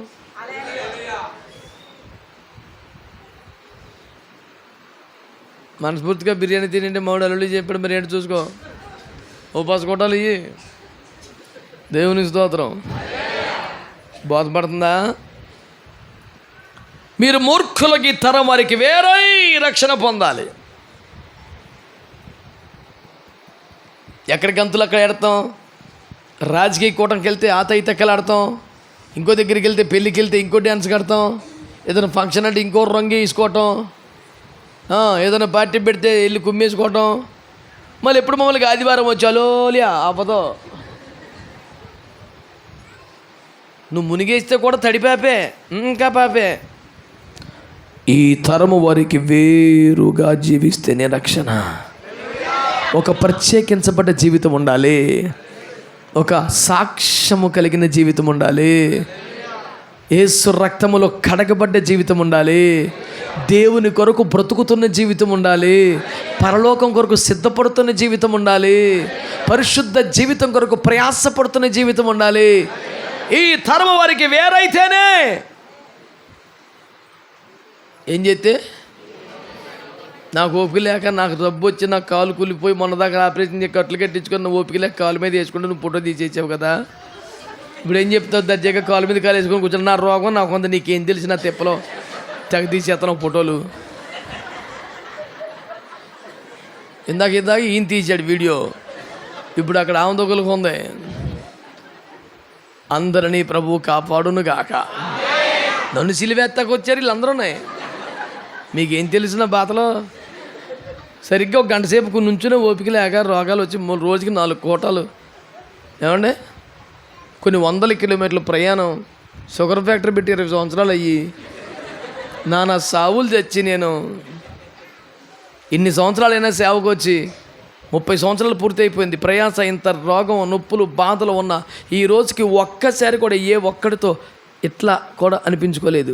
ఇంకా కాళ్ళు పట్టించుకున్నది అక్కడ చాలామంది అయ్యారు. కాళ్ళు వాసిపోయిన నొప్పులు కొంచెం పరిచయం చేస్తాం, చిచ్చి చేయించుకోలేదు. ఎప్పుడు 30 సంవత్సరాలు ఇట్లా ముట్టుకోలేదు అవ్వన్నాను ఈ రోజు వరకు. నా సావు నేనే, నా కాళ్ళ మీద నేను పెట్టుకొని నొక్కొని తిప్పలు పడి అలాగే బాధలు పడి చేస్తున్నా. ఈలోపు ఫోటో తీసేసి ఫేస్బుక్లో పెట్టేస్తావా? ఆ ఫేస్బుక్లోకి నా నొప్పి, నా రోగం రాదు ఫోటో వస్తుంది. తీసి ఎవరు చూపించుకోక నీ దండం పెడతాను. నువ్వంటే దేవుని బట్టి చూసేవాడు కాదు కదా. చూసావా ఎలా కూర్చున్నాడో?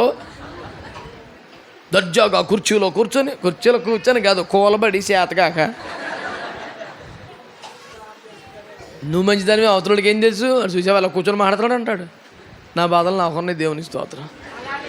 అదే ఎందుకో అల్లెలు మార్చేసేవండి కొంచెం. నేను మెచ్చుకున్నాననే మార్చబాకు.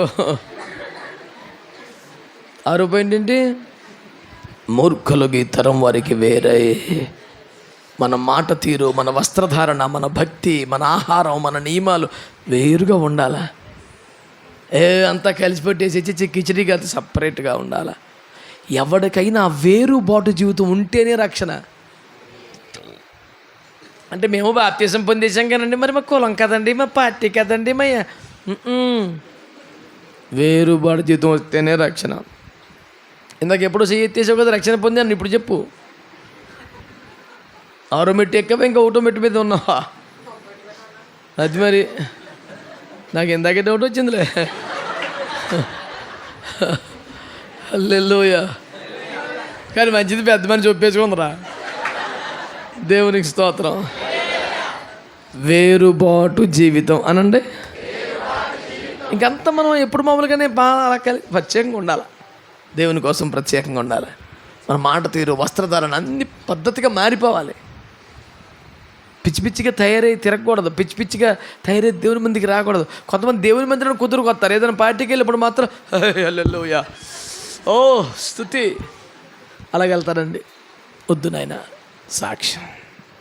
ఆమె 7 పాయింట్. పార్టీ గారు మీరు చెప్పినండి బాగానే ఉన్నాయి, కానీ మరి ఇలాగైతే ఎలాగండి? ఏదో కడుపులో పిలుచుకుంటామంటే జనం ముందు ఒప్పుకోమన్నావు, ఒప్పుకున్నాం కదంటే అంటే పాపాలు పశ్చాత్తాపడమంటే వేసినాం, ప్రార్థన చేసాం కదంటే బాప్తిసం పొందాం కదంటే ఇప్పటి నుంచి ప్రత్యేకంగా ఉండి కలవబాగా అంటున్నావు. ఇలాగైతే చాలా ప్రాబ్లమ్స్ వస్తాయి కదండి. అదే 7 పాయింట్. మరి మార్కు 13 చూడండి బైబిల్లో.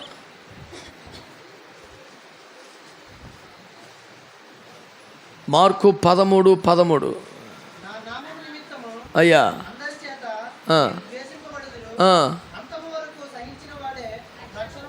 అది ఇలా చేస్తారా జనం, కొంచెం చిరాపడతారు, లేని పని మాట్లాడతారు, ఇబ్బంది పెడతారు. అవన్నీ సహిస్తేనే రక్షణ. మాకు ప్రభు అంటే ఇష్టమేనండి, రకరకాలుగా మాట్లాడతారండి. నిన్ను ఎవడో ఏమనకూడదు, పరలోకంలో పెద్ద కుర్చీ వేసేస్తారు నీకు. పరీక్షలు లేకుండా పై క్లాస్కి వెళ్తామా? నానా పాటలు పడకుండా జీవితంలో అభివృద్ధి పొందుతామా? మరి ఒక్క మాట కూడా పడకుండా పరలోకం వెళ్ళిపోతామంటే. నా నామము నిమిత్తం రకరకాలుగా ద్వేషిస్తారు, సహిస్తేనే రక్షణ. తిరిగి మళ్ళీ మనం బదులు మాట్లాడకూడదు, ఎదురు చెప్పకూడదు, మాటకు మాట అనకూడదు, తగువ పెట్టుకోకూడదు, మౌనంగా సహించాలి. అలా సహిస్తేనే రక్షణ. 7 అనుభవాలలో రక్షణ సంపూర్ణమవుతుంది. అందరు కలిసి చెప్పండి. ఒకటో మెట్టు ఏంటండి? అల్లు కాదు. ఒకటో మెట్టు ఏంటండి? రెండో మెట్టు అండి? మూడో మెట్టు అండి? పాపాల విషయంలో పశ్చాత్తాపడాలి. 4వ మెట్టు, 5వ మెట్టు, 6వ మెట్టు వేరుబాటు జీవితం, ప్రత్యేక జీవితం. ఇన్ని పాటిస్తే వచ్చిన బాధలోనే చూసావు. 7వ మెట్టు సహిస్తే రక్షణ. ఇప్పుడు మీకు క్లియర్గా అర్థమైపోయింది మీరు ఏ మెట్టు మీద ఉన్నారు. మిమ్మల్ని చేతులు ఎత్తమని అందరి ముందు ఒప్పుకోమని చెప్పట్లా. మీరు ఊహించుకోండి మీరు ఇప్పుడు ఏ మెట్టు మీకు అర్థమవుతుందా లేదా? మరి మిగతా మెట్లు పూర్తి చేయకముందే మరణం వస్తే, మిగతా మెట్లు పూర్తి అవ్వకముందే ప్రభు రాకడొస్తే నీ పరిస్థితి ఏంటి? అందుకే ఈ కష్టం, అందుకే ప్రయాస, అందుకే కూడికలు, అందుకే ఇదంతా జరుగుతుంది.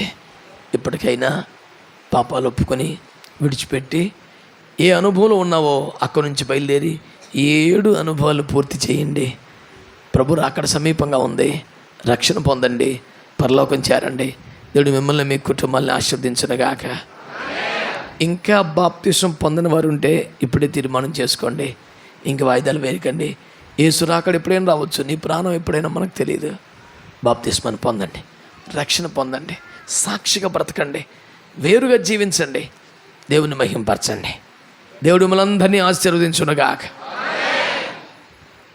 కళ్ళు మూసుకొని ప్రార్థన చేసుకుందాం. ముగింపు ప్రార్థనకు ఒక పెద్ద మనిషి పేరు పేపర్లో వేసారు. దేవునికి స్తోత్రం. అందరు కూడా ఆరోగ్యం ఉంటే మోకరించండి, లేదంటే తలలు వంచి కళ్ళు మూసుకోండి. మనం ప్రార్థన చేసుకుని ముగించుకుందాం.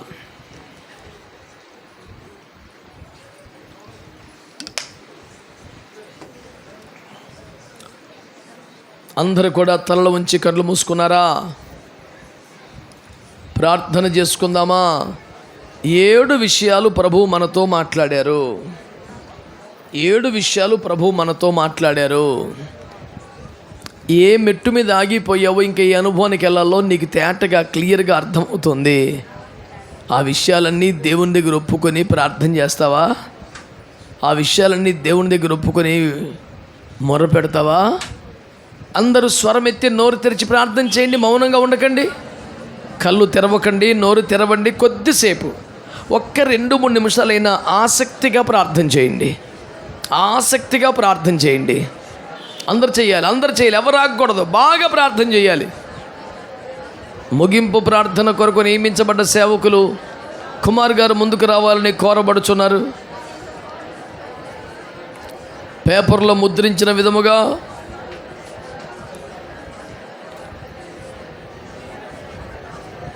గుసగుసలాడొద్దు. 7 విషయాలు ప్రభు నీతో మాట్లాడారు.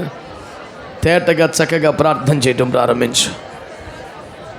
తేటగా ప్రార్థన చేయటం ప్రారంభించు. హల్లెలూయా, హల్లెలూయా, హల్లెలూయా, హల్లెలూయా. నువ్వు ఒప్పుకోవలసింది ఒప్పుకో, నువ్వు సిద్ధపడవలసింది సిద్ధపడు.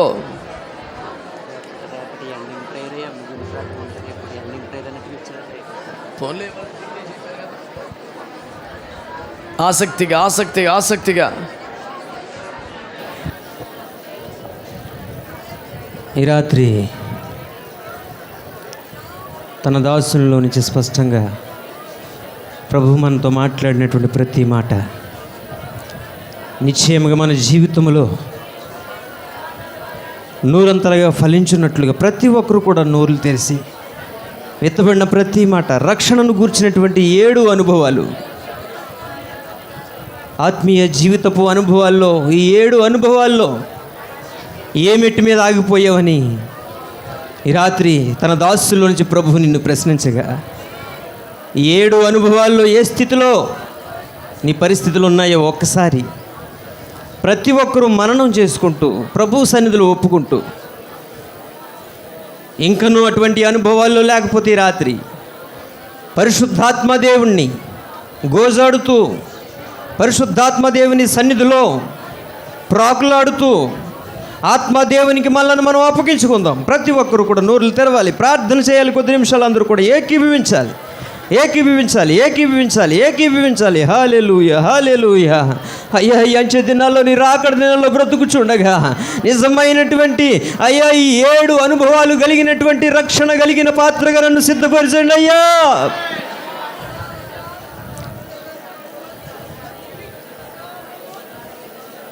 ఎట్టి పరిస్థితుల్లోనూ ఏమాత్రం కృంగిపోని, దిగజారిపోని, చల్లారిపోని బలమైనటువంటి రక్షణ కలిగినటువంటి పాత్రగా నేను ఉండాలి తండ్రి అని చెప్పి ప్రతి ఒక్కరు కూడా నోరులు తెరిచి ఏకీభవిద్దాం. ఈ సమయంలో విత్తబడినటువంటి వాక్య భాగం నిమిత్తము ప్రార్థన దైవజనులు స్టీవెన్ గారు ఉన్నారు, వారు వచ్చి ప్రార్థన చేస్తారు.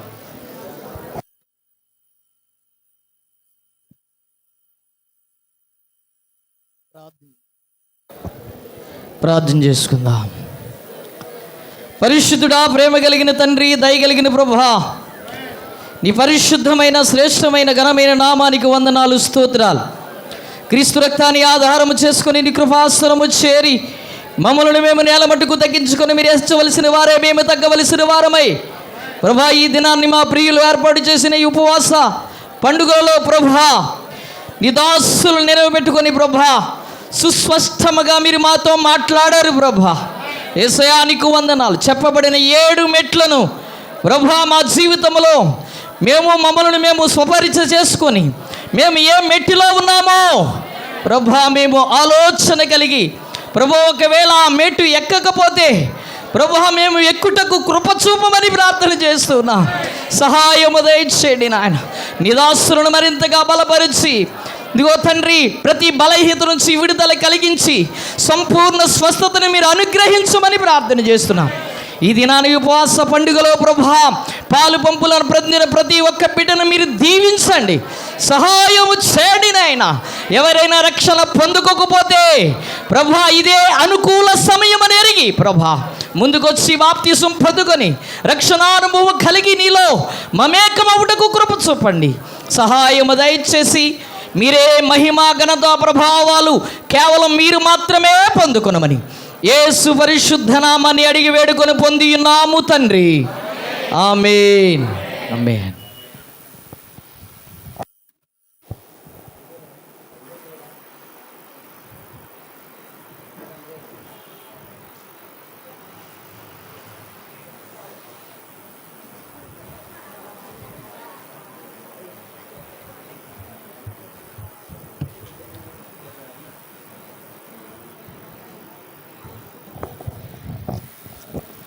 హల్లెలూయా, హల్లెలూయా. చాలా చక్కటి మాటలు మనం అందరం విన్నాం. అయితే అయ్యగారికి కొంచెం కాలు బాగోలేదు, చాలా ఇబ్బందులు పడి మనం చాలా బ్రతిమాలడం వల్ల ఆయన అపాయింట్మెంట్ దొరికింది. నిజం చెప్పాలంటే ఆయన రావడం చాలా కష్టం, కానీ మన సంఘానికి రావడానికి ఆయన ఒప్పుకున్నారు.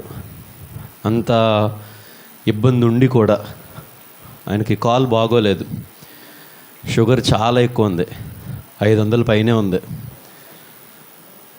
అలా ఉన్నప్పటికీ పొద్దున్న ఒక మీటింగు, ఈరోజు 4 మీటింగులు అటెండ్ చేసి మందే లాస్ట్, ఇదే 4వది ఒక రోజుకి. ఆయనకు బాగోకపోయినా సరే దేవుని కొరకు పరిగెత్తాలని ఒక చిన్న ఆశ అంతే. ఆయన చెప్పినట్లుగా 7 మాటలు, 7 మెట్లు మనము కనుక సంపూర్ణంగా ఎక్కగలిగితే, ఈ 7 మార్గాల్లో మనం ఉండగలిగితే దేవుడు నిజంగా మనకి చాలా గొప్ప కృప చూపిస్తాడు. ప్రార్థన చేసుకుందామా? ప్రార్థన చేసి మనం ముగించుకుందాం. ప్రార్థన చేసి ముగించుకుందాం. అయ్యగారు మరలా వేరే దగ్గరికి వెళ్ళాలి, సో ఇంటికి వెళ్ళాలి త్వరగా, ఆయనకి భోజనం అది చూసి. ప్రార్థన చేసుకుందాం. అందరూ కూడా తల్ల వంచుకున్నట్లయితే. దేవానికి స్తోత్రము తండ్రి, వందనాలు.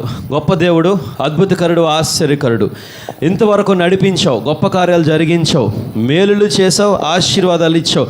నిజమే తండ్రి,